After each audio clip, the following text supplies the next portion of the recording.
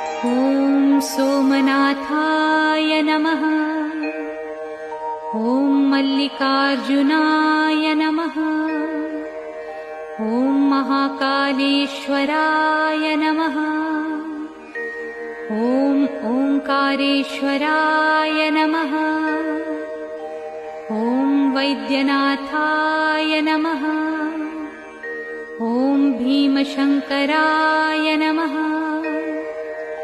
ॐ रामेश्वराय नमः। ॐ नागेश्वराय नमः। ॐ विश्वेश्वराय नमः। ॐ त्र्यंबकेश्वराय नमः। ॐ केदारेश्वराय नमः। ॐ भुस्मेश्वराय नमः।